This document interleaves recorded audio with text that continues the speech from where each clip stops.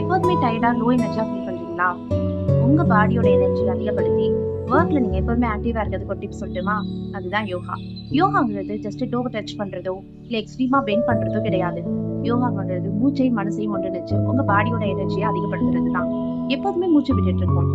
மூச்சை ஒரு 5 நிமிஷம் கவனிச்சு சில பிராணாயாமம் செய்வது மூலமா மூச்சை சீர்படுத்தலாம். மனதை அடக்க நினைத்தால் அலையும், அறிய நினைத்தால் அடங்கும். இதுதான் விதி. மனசுல இருக்க எண்ணங்களை சீர்படுத்துறது மூலமா மனதை சரி பண்ணலாம்.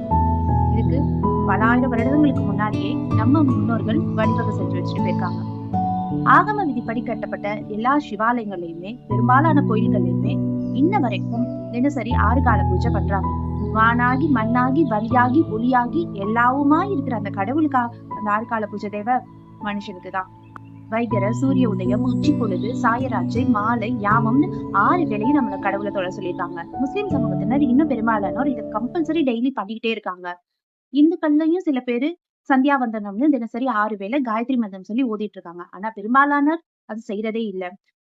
இந்த 6 வேளையை ஃபாலோ பண்றது உங்களுக்கு டிஃபிகல்ட்டா இருக்கா? உங்க போன்ல just every 1 hour or 1.5 hour ஒரு முகூர்த்த காலம் ஒரு அலாரம் பிக்ஸ் பண்ணுங்க. அந்த அலாரம் பீப் அடிக்கிறப்ப நீங்க சரியான சிந்தனையில தான் இருக்கிறீங்களா அப்படின்னு ஜஸ்ட் உங்களே நீங்க செக் பண்ணீங்க. இதை கொஞ்சம் தொடர்ந்து செஞ்சுட்டே வர்றது மூலியமா நம்ம எண்ணங்கள் சீர்படும். மனதுல தோன்ற சிந்தனைகளும் எண்ணங்களும் தான் நம்ம உடல்ல இருக்க அதிகப்படியான எனர்ஜியை வீணாக்குது. சோ மனதையும் சீர்படுத்தலாம், மூச்சையும் ஒருங்கிணைச்சு உடம்புக்கு தேவையான அதிக எனர்ஜியை பெறலாம், ஆரோக்கியமா வாழலாம். நன்றி.